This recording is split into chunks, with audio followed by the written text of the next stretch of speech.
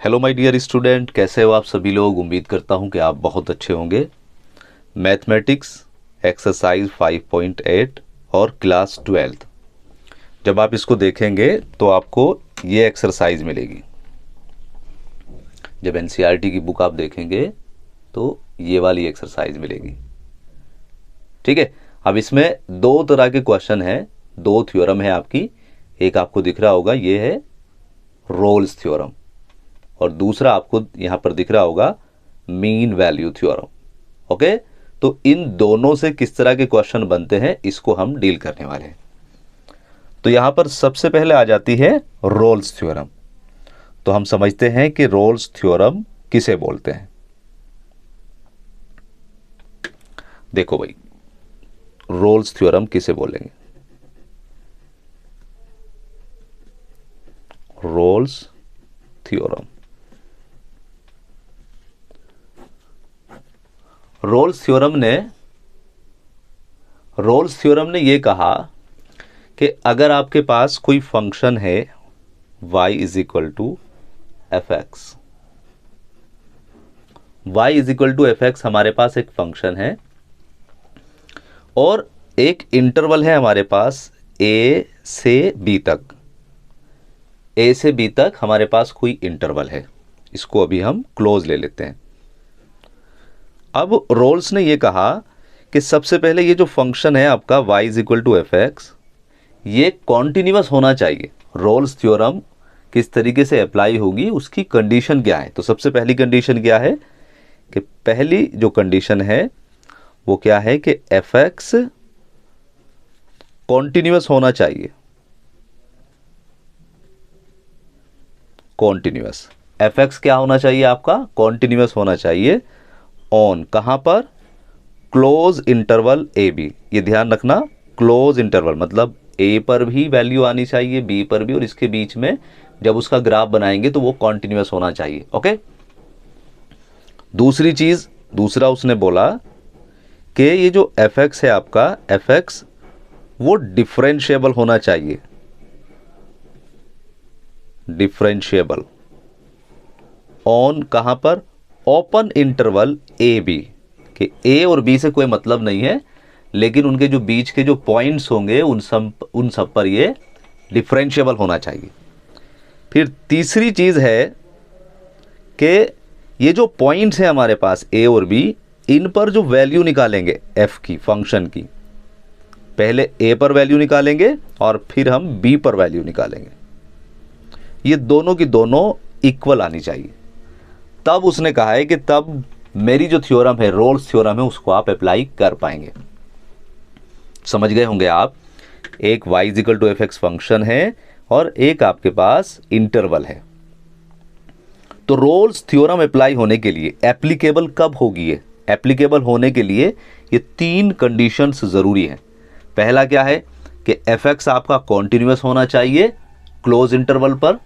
दूसरा क्या है, एफ एक्स आपका डिफरेंशिएबल होना चाहिए, कि डिफरेंशिएशन उसका पॉसिबल होना चाहिए ओपन इंटरवल ए बी पर, ठीक है, इनके बीच में। और तीसरा क्या है, इन दोनों पॉइंट्स पर जो वैल्यू है वो इक्वल आ जानी चाहिए। तब उसने क्या कहा, फिर उन्होंने कहा रोल्स थ्योरम अब यहां पर अप्लाई होगी। तो रोल्स ने कहा है कि देन, तब देयर एग्जिस्ट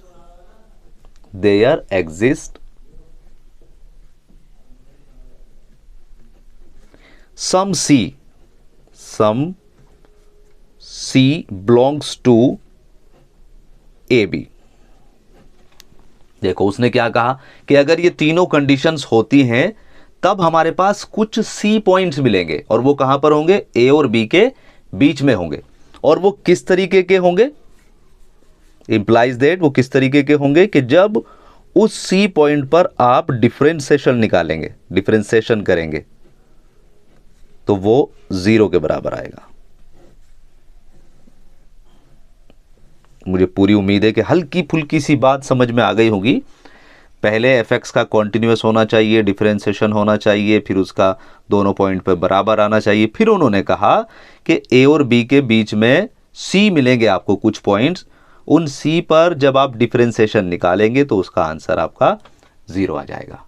ओके, तो देखो मैं थोड़ा सा आपको और एक ग्राफ के अकॉर्डिंग बताता हूं कि किस तरीके से ये वर्क करता है। देखो हमने ग्राफ बनाया, सपोज करो इसका जो एफ एक्स है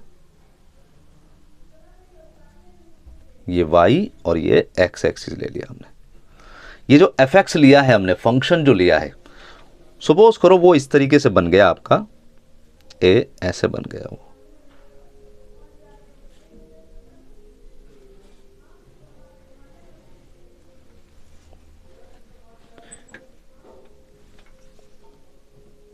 चल जा भाई, ये ऐसे करके बन गया।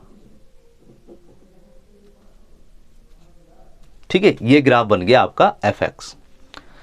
अब यहां पर हमने इंटरवल सपोज करो ए, यहां से ये ए पॉइंट है और ये आपका लास्ट वाला जो है ये आपका सपोज करो बी पॉइंट है।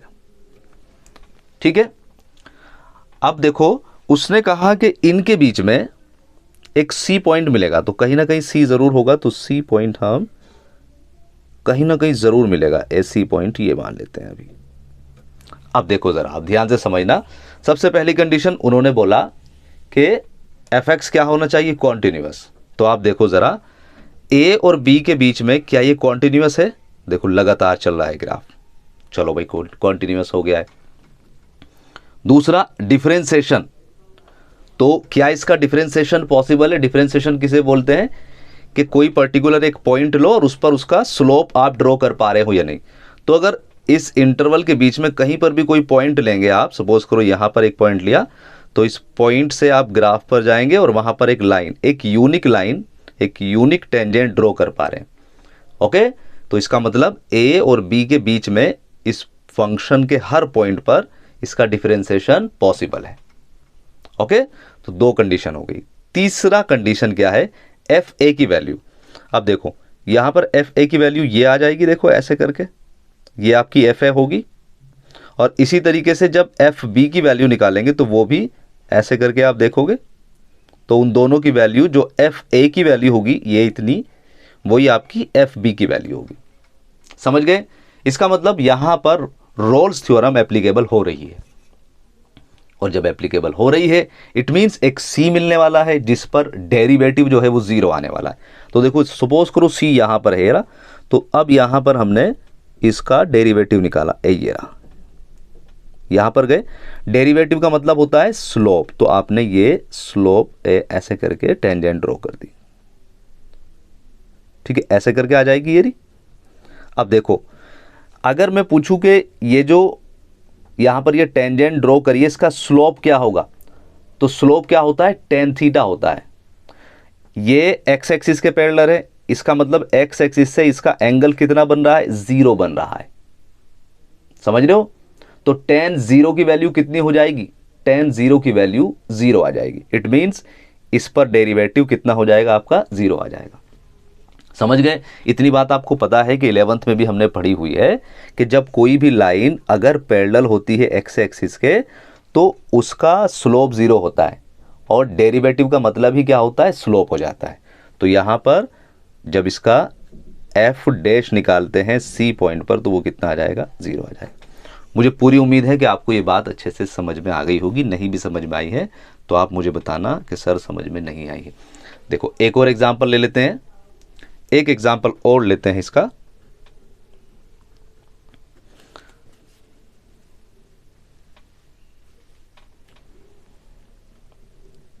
ये हमने ये एक्स एक्सिस और ये हमने लिया वाई एक्सिस। अब हमने कुछ इस तरीके से इसका ग्राफ बना लिया, ए कुछ इस तरीके से, देखो ऐसे करके। इसको हमने ए पॉइंट बोला है और इसको हमने बी पॉइंट बोला है। ओके, ये ऐसे करके हमने ग्राफ बना लिया है। अब देखो ये कॉन्टिन्यूअस है, ए से बी तक देखेंगे तो आप ये कॉन्टिन्यूअस होगा लगातार। क्या ये डिफरेंशिएबल है? डिफरेंशिएशन निकाल पा रहे हैं? बिल्कुल। कोई भी पॉइंट लेंगे तो वहां पर आप एक यूनिक टेंजेंट ड्रॉ कर पाएंगे। ठीक है। तीसरा क्या है? एफ ए की जो वैल्यू है वो कितनी हो जाएगी, देखो यहाँ पर ये y की वैल्यू 0 आ जाएगी, एफ ए की वैल्यू 0, और जब एफ बी निकालेंगे तो वो भी आपका 0 आ जाएगा। ठीक है, हिल ही नहीं रहा है, पॉइंट यहीं पर है एफ ए और एफ बी, तो एफ ए और एफ बी दोनों की वैल्यू 0 आ गई। ठीक है, तो रोल्स ने क्या कहा, अब यहाँ पर कुछ पॉइंट्स मिलने वाले हैं, सी पॉइंट। तो देखो सी पॉइंट कहाँ का आप समझ गए, देखो एक तो आपको देखो यहाँ पर मिलेगा यार, ठीक है, एक आपको यहाँ पर मिलेगा, एक आपको यहाँ पर मिलेगा। ओके, तो इस वाले पॉइंट को हम क्या बोल देंगे, इसको बोल देते हैं C1, इसको बोल देते हैं C2 और इसको बोल देते हैं C3।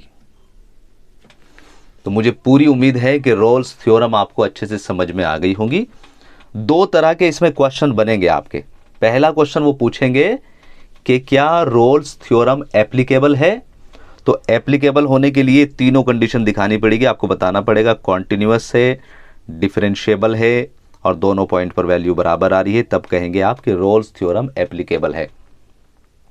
दूसरा वेरीफाई के लिए बोलेंगे, तो वेरीफाई के लिए आपको क्या करना पड़ेगा, आपको पहले ये तीनों चीजें दिखानी पड़ेंगी, उसके बाद आपको F dash C is equal to 0 लेके चलना पड़ेगा और सी की वैल्यू निकालनी पड़ेगी। तो जो वैल्यू आएगी अगर वो इन दोनों के बीच में आ रही है तो आप कहेंगे वेरीफाई। ठीक है, तो एक क्वेश्चन ले लेते हैं इसका वेरीफाई वाला और मैं आपको इसको करके दिखा देता हूं। तो एक्सरसाइज का जो फर्स्ट क्वेश्चन है आपका, पहला क्वेश्चन ले लेते हैं, क्वेश्चन नंबर 1। एक्सरसाइज का पहला क्वेश्चन ले लेते हैं, यह है आपका F X is equal to X square plus 2x minus 8, ये आपका फंक्शन, और इंटरवल इन्होंने दिया है, इन्होंने बोला है कि x जो है वो बिलोंग्स कर रहा है, बिलोंग्स टू -4 से 2 तक। ठीक है, तो यहां पर रोल्स थ्योरम अप्लाई करने के लिए वो तीनों कंडीशन चेक कर लेते हैं। अब देखो ये a है आपका, ये ध्यान रखना, ये a हो गया और ये आपके पास b हो गया है। तो पहले चेक कर लेते हैं क्या कॉन्टिन्यूअस है। देखो x square plus 2x minus 8, ये क्या है, एक पॉलिनोमियल है, इट इज इक्वल टू एक पॉलिनोमियल, ये एक पॉलिनोमियल है और पॉलिनोमियल हर जगह कॉन्टिन्यूअस होती है। तो पहली सिचुएशन आपने लिखा सिंस या F X is a polynomial, क्योंकि ये पॉलिनोमियल है it means it is continuous, ये कॉन्टिन्यूअस हो जाएगी ऑन कहां पर, क्लोज इंटरवल -4 to 2, -4 से 2 तक ये कॉन्टिन्यूअस हो जाएगी। अब उसके बाद हमें डिफरेंशिएबिलिटी चेक करनी है। तो देखो डिफरेंशिएबिलिटी चेक करने के लिए आप क्या करा करो, आप उसका एफ डैश निकाल लो। ओके, क्या निकाल लो, आप उसका एफ डैश निकाल लो, उसका डिफरेंशिएशन निकाल लो। तो अब इस फंक्शन का अगर डिफरेंशिएशन करेंगे तो एक्स स्क्वायर का कितना डिफरेंशिएशन, 2x, और 2x का कितना हो जाएगा +2, और 8 का कितना 0। बात क्लियर। तो हमारे पास जो डिफरेंशिएशन कितना आ गया है 2x + 2। अब इसको देख लो कि ये इंटरवल, ये जो हमारे पास नया फंक्शन बनकर आया है, क्या इसकी वैल्यू आप इस इंटरवल के बीच में निकाल पा रहे हैं या नहीं। तो ये जो इंटरवल है, थोड़ी देर के लिए इसको यहां पर हम लिख लेते हैं, ये -4 हो गया और ये +2 हो गए, और इसके बीच में आपका यहाँ पर 1 आ जाएगा, यहाँ पर आपका 0 आ जाएगा। ठीक है, यहाँ पर -1। ओके, ये आपके इंटरवल बन जाएंगे कि ये 2 से और -4 के बीच में बहुत सारे नंबर्स मिलेंगे। तो आपको चेक करना है क्या उन नंबर्स पर, उन रियल नंबर पर इसकी वैल्यू आप कैलकुलेट कर पा रहे हैं या नहीं। कोई ऐसा नंबर तो नहीं मिल रहा है जिस पर इसका आंसर इनफाइनाइट आ रहा हो। तो आप देखेंगे कुछ भी यहाँ पर रख दो, अगर 0 रखा मैंने तो 2 आंसर मिल गया, अगर 1 रखा हमने तो यहाँ पर 4 आंसर मिल गया, अगर हाफ भी रख दिया हमने, सपोज करो आधा नंबर रखा, तो यहाँ आधा नंबर रखेंगे तो वो 1 रह जाएगा, 1 और 2 3 हो जाएगा। समझ रहे हो। यहाँ पर अगर सपोज करो -1 रखा आपने, इधर वाला नंबर रखा, तो तब यहाँ पर 0 आंसर आ जाएगा। अगर इससे थोड़ा कम लेंगे, माइनस के 3 भी रखेंगे तो 3 दूनी 6, माइनस के 6 और 2 माइनस के 4 आ जाएंगे। समझ पा रहे हो? तो आप देखेंगे यहाँ पर कि हर वैल्यू पर, हर इंटरवल की वैल्यू पर -4 और 2 को छोड़कर जितने भी रियल नंबर हैं आपके, उन सब पर आप इसको कैलकुलेट कर पा रहे हैं। तो इसका मतलब आपका एफ डैश जो है वो एग्जिस्ट कर रहा है। तो आप कहेंगे एफ डैश एग्जिस्ट ऑन कहां पर, -4 से 2 पर, ओपन इंटरवल। देखो ये ध्यान रखना, ये ओपन इंटरवल है और ये आपका जो कॉन्टिन्यूअस में है वो क्लोज इंटरवल है। ठीक है, ऊपर वाले में -4 और 2 को भी चेक करना पड़ता है, जबकि यहां पर -4 और 2 को हम नहीं लेकर चलते। तो 2 कंडीशन वेरीफाई हो गई। अब तीसरी कंडीशन, तीसरी जो सिचुएशन है, कंडीशन है, वो क्या है कि आप एफ ए की वैल्यू निकालेंगे। तो F A value it is equal to, F A कितना हो जाएगा, तो वो -4 है, इट इज इक्वल टू, तो यहां पर रखो जरा, देखो ये एक्स स्क्वायर जो है, तो -4 का स्क्वायर प्लस के 2 मल्टीप्लाई -4 और -8, तो ये कितना हो जाएगा, 4 चौक 16 और ये हो जाएगा भाई 4 दूनी 8 और -8, इट इज इक्वल टू 0। तो एफ ए की जो वैल्यू है वो कितनी आ गई है, 0 आ गई। इसी तरीके से एफ बी की वैल्यू निकाल लेते हैं। एफ बी कितना है आपका, दूसरा पॉइंट 2 है, तो यहां पर 2 रख लेते हैं। अब अगर 2 रखोगे आप तो ये कितनी वैल्यू हो जाएगी, 2 की वैल्यू रखेंगे तो 2 का स्क्वायर प्लस के 2 मल्टीप्लाई 2 माइनस के 8, it is equal to 2 2 4 plus 4 minus 8, it is also equal to 0। तो हम कहेंगे कि f -4 is equal to f2। बात क्लियर? तो ये तीसरी कंडीशन भी जो रोल्स थ्योरम कह रहा था वो यहां पर अप्लाई हो रही है। अब आपको यहां पर क्या करना है, यहां पर हमें इसको वेरीफाई करना है। वेरीफाई का मतलब एक c निकालना है जो -4 और 2 के बीच में है। तो अब हम कहेंगे बाई, यहां लिख देता हूं भाई मैं, ए यहां पर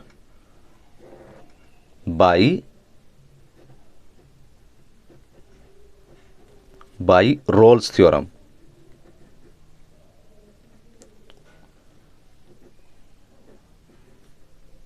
by Rolle's theorem. Rolle's theorem ने क्या कहा, उसने कहा कि एफ डैश सी जो आएगा आपका वो इक्वल टू 0 लेकर चलेंगे आप। ओके, तो अब देखो एफ डैश तो आपने निकाल लिया है, ये रहा, देखो एफ डैश कितना है, 2x + 2, तो यहां पर x की जगह c रख दो आप, तो ये कितना हो जाएगा, it is equal to, implies that 2c + 2 is equal to 0। और यहां से जब c की वैल्यू निकालोगे आप तो इट इज इक्वल टू, ये 2 इधर चला जाएगा भाई, 2c इज इक्वल टू -2, ये 2 इधर डिवाइड में हो गया तो c is equal to -1। Okay, c कितना आ गया है, -1 आ गया है। अब बस इसे चेक करना है कि ये वो जो 2 पॉइंट्स लेकर चले हैं हम उस इंटरवल के बीच में है या नहीं। तो देखो -1 आपको पता है, देखो यहाँ पर ये -4 और ये 2, इनके बीच में देखो -1 आ रहा है, ठीक है, समझ पा रहे होंगे आप। तो आपने लिखा finally implies that c belongs to, कहां पर आ गया, या c belongs to open interval A B, और या -1 belongs to open interval -4 2। Alright, जैसे आपने ये दिखाया, फाइनली आप लिख देंगे हैंस रोल्स थ्योरम वेरीफाई। तो मुझे पूरी उम्मीद है कि आपको ये बात अच्छे से समझ में आ गई होगी। अब देखो जरा, अब आपको क्या करना है अगले क्वेश्चन में। अगले क्वेश्चन तो इससे भी ज्यादा आसान है, जो आपको खुद करके देखना है। देखो दिख रहा होगा आपको अच्छे से कि अगला है, उन्होंने बोला है कि examine if Rolle's theorem is applicable, अगर रोल्स थ्योरम एप्लीकेबल है to any of the following function, किसी भी फंक्शन के लिए, can you say something about the converse of Rolle's theorem from these examples. तो सबसे पहले आपको क्या करना है यहाँ पर यहां पर हमें देखना होगा कि रोल्स थ्योरम एप्लीकेबल है या नहीं है। तो आप समझ गए कि सबसे पहले क्या करना है आपको, कि ये देखना है कि जो 3 क्वेश्चंस हैं आपके, ये क्वेश्चन नंबर 2 के जो 3 पार्ट हैं, क्या इनमें रोल्स थ्योरम एप्लीकेबल है या नहीं है। और अगर एप्लीकेबल है तो उसका क्या कन्वर्स अप्लाई होगा। कन्वर्स का मतलब होता है उल्टा जब चलेंगे आप, ठीक है। तो सबसे पहला काम क्या है कि एप्लीकेबल है या नहीं। तो पहला फंक्शन है आपका F X is equal to greatest integer function, try करके देखना, ठीक है। तो आप इसको बता पाएंगे कि ये इस इंटरवल में क्या कॉन्टिन्यूस होगा या नहीं, डिफरेंशिएबल होगा या नहीं। अगर होगा तो फिर एप्लीकेबल की आगे बात करेंगे, नहीं होगा तो नहीं, ठीक है। ये भी और इस फंक्शन की भी। तो ये तीनों क्वेश्चन आप ट्राई करें, ठीक है। अगली वीडियो में मैं इसका सॉल्यूशन भी प्रोवाइड करूंगा और इसी के साथ में हम कवर करेंगे मीन वैल्यू थ्योरम। ओके, तो इस वीडियो में इतना ही। अपना ख्याल रखें।